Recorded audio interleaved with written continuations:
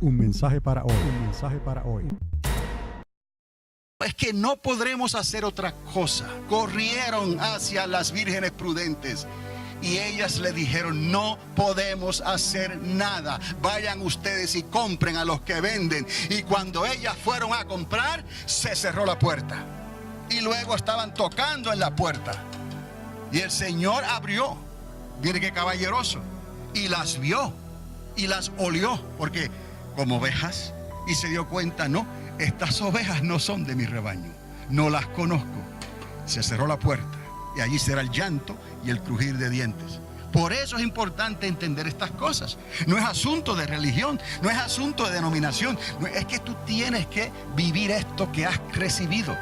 Nadie te va a ayudar, solamente Dios, que está dentro de ti, el Padre, el Hijo y el Espíritu Santo. Por eso es tan importante mantener el fuego de Pentecostés en nuestras vidas, porque esa es la llama que nos va a ayudar a ver, a alumbrarnos cuando se manifiesten estos días de oscuridad, para que nadie tropiece, ni nadie vaya a considerar volver atrás como le pasó a la mujer de Lot. Ya que hemos puesto la mano en el arado, por nada del mundo tenemos que mirar hacia atrás. Se quedó lo que se quedó quien se quedó. No habrá otra. Escapa por tu vida. Cuidémonos nosotros y cuidemos esta salvación tan grande.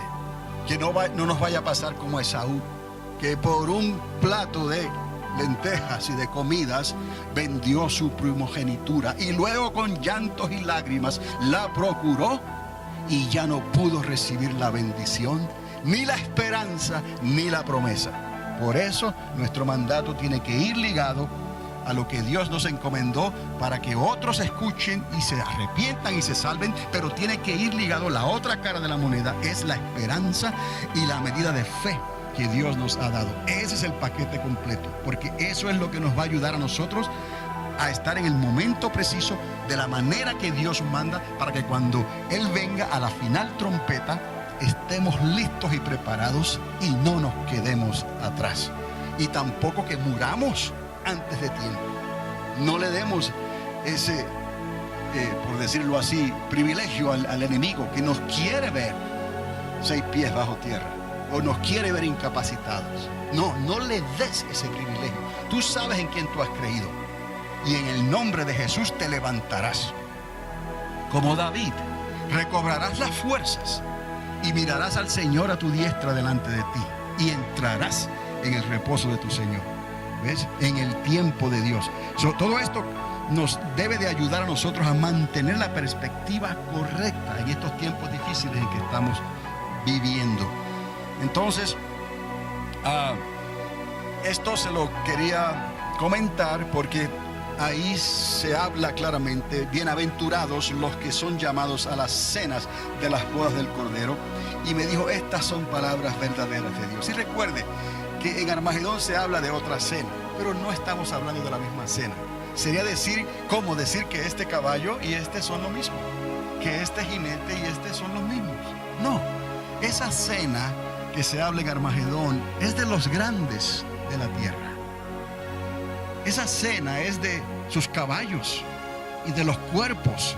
Donde estén los muertos, ahí estarán las águilas, porque el Señor tuvo misericordia de las aves de la tierra y les hizo una invitación personal a las aves de la tierra y le dijo: venid y comed los despojos, ¿me explico?, de la guerra, del combate de Armagedón. Esa es otra cena, no tiene nada que ver con la cena de las bodas del Cordero. Vamos a mirar hacia adelante cuando se cumple el día del Señor, cuando entonces el Señor, el Hijo, le va a entregar todo ¿a quién? Al Padre, como dice la palabra, ¿no? Y entonces entraremos en la eternidad del Padre, eternamente y para siempre. Ahí entonces aparece el regalo de bodas, ahí aparece la ciudad, ahí aparecen los cielos nuevos y la tierra nueva. Entonces ya no habrá entonces división, porque durante el milenio está tratando con Judá y con Jacob, Israel. Entonces está tratando con los judíos. Hay un templo, hay sacrificios, ¿me explico? Simbólicos, pero van a haber sacrificios. Ya esa sangre no hace nada por nadie, porque la sangre del Cordero es la única que fue derramada una sola vez y para siempre. Pero Él va a estar tratando con Israel y con Judá. ¿Me explico?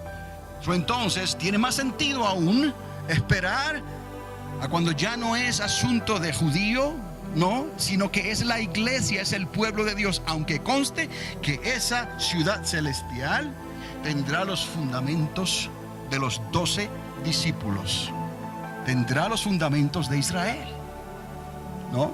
Y ahí algunos teólogos tendrán que o aceptarlo o no sé qué van a hacer, pero en realidad Dios nunca se olvidó de las promesas que le dio a Abraham y a su hijo Jacob hasta el día de hoy. Y Jesús lo dijo, la salvación viene de los judíos.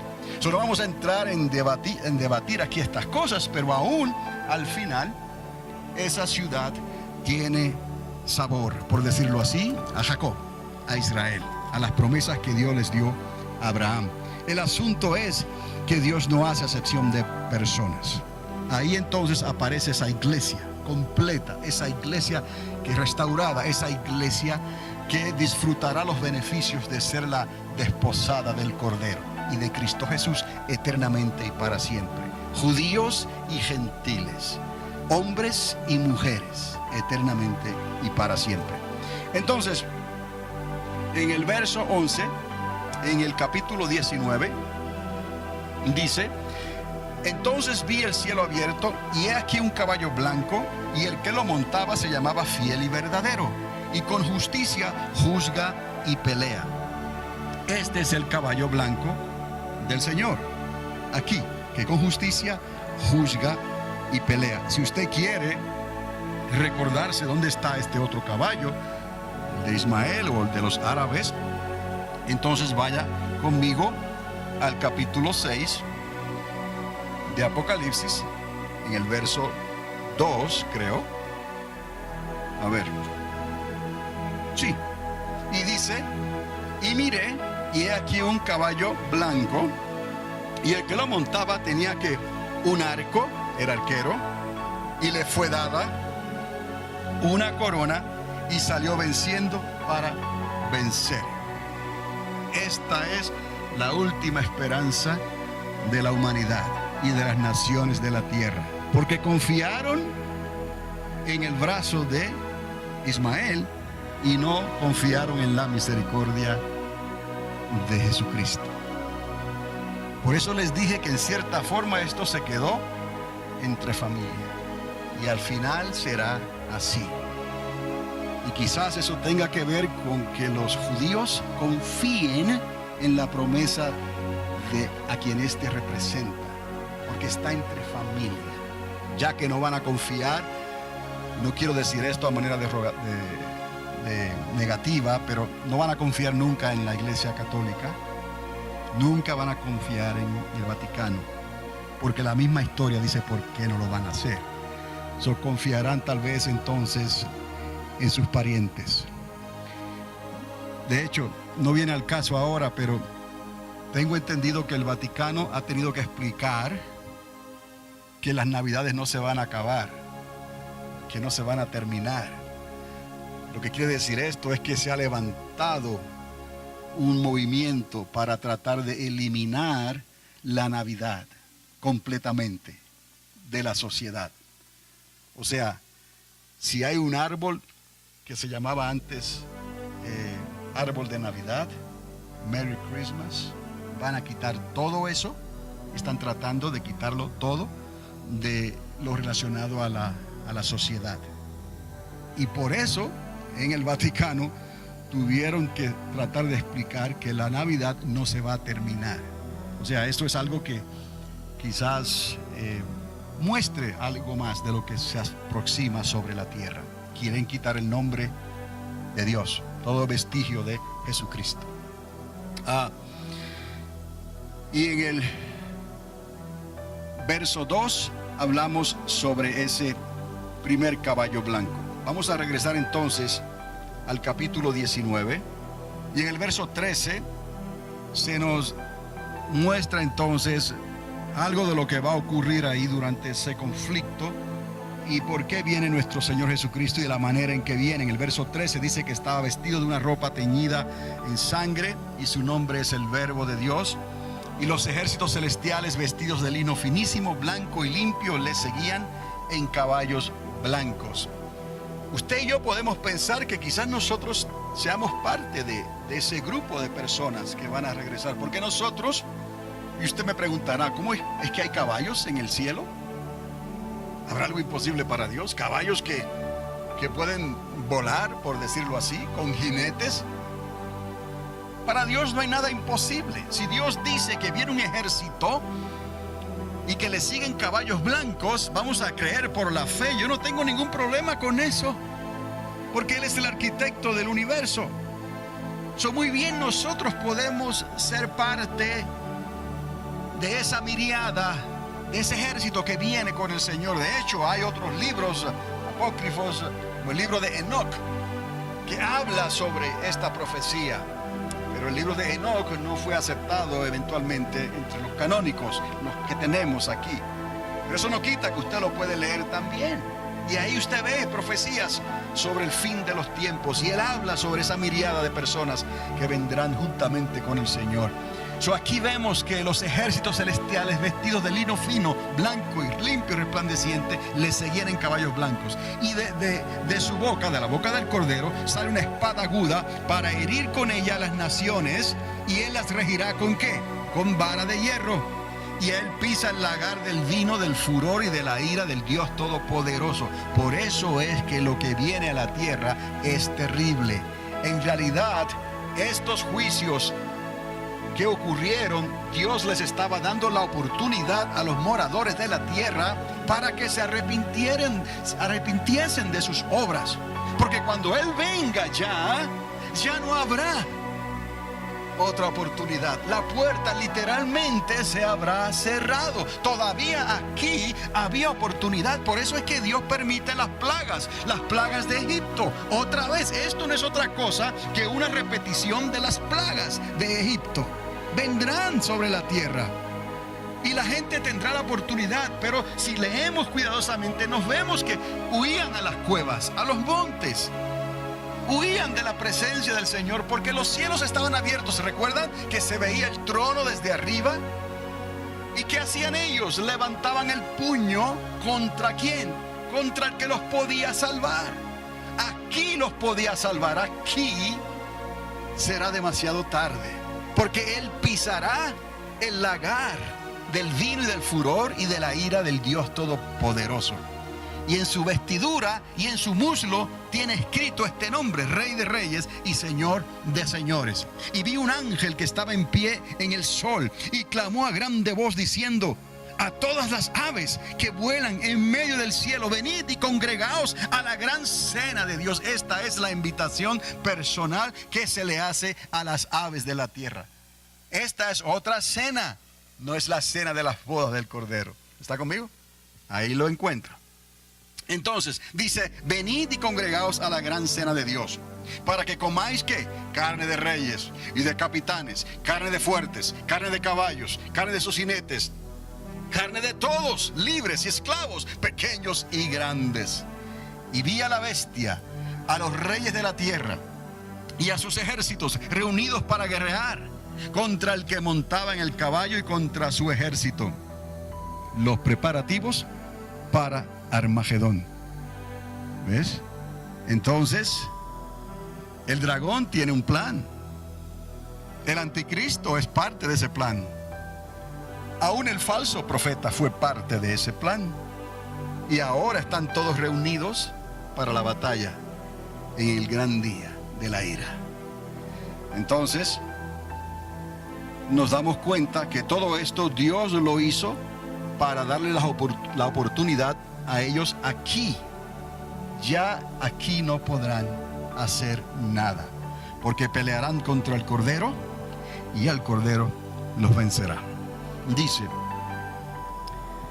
en el verso 20, en el 19 está diciendo: se reunieron para guerrear contra el que montaba en el caballo y contra su ejército. Y la bestia fue apresada, y con ella el falso profeta. Ya entendemos quién es esa bestia: el anticristo. aquel Octavio rey, el que era 7 y luego era el 8, el que era, no era y era, ¿no? Porque era algo que ocurrió durante ese reinado donde alguien muere, ¿no? Deja de existir y vuelve a la vida otra vez.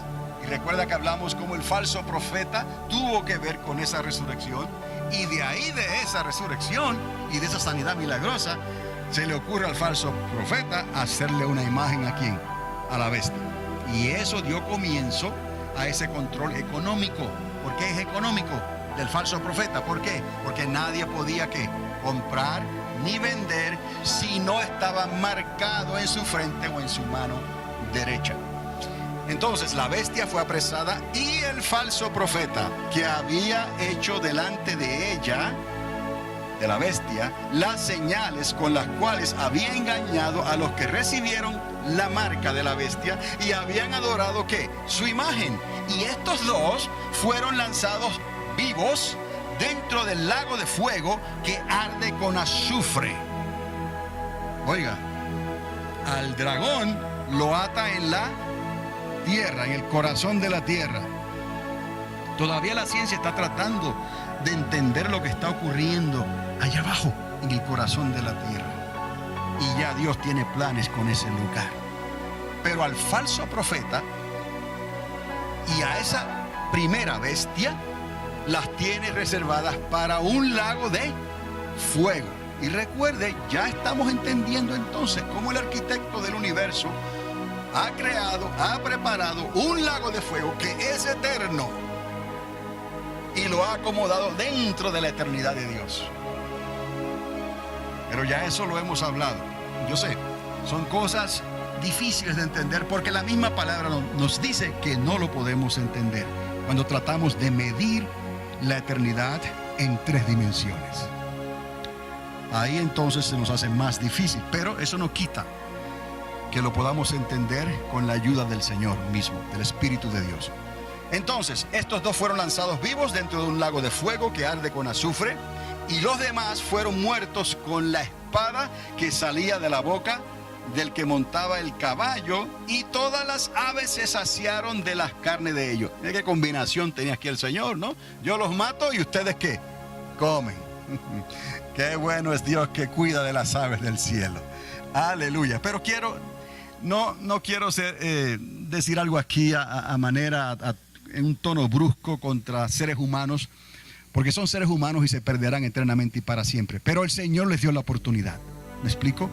Cuando nosotros hablamos de estas cosas, hay una seriedad en lo que estamos diciendo, porque quizás la gente no quiere creer. ¿Cómo es que Dios va a ser tan cruel con la raza humana y los va a enviar a un lugar de tormento donde allí será el crujir de dientes eternamente y para siempre? Sí, hay un lago de fuego. Por eso es que prefieren creer la aniquilación del alma y del espíritu.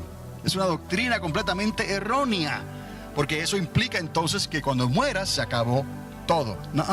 No te vistas que no vas, porque Dios te va a levantar y te va a dar un cuerpo y te va a resucitar en una resurrección de muerte.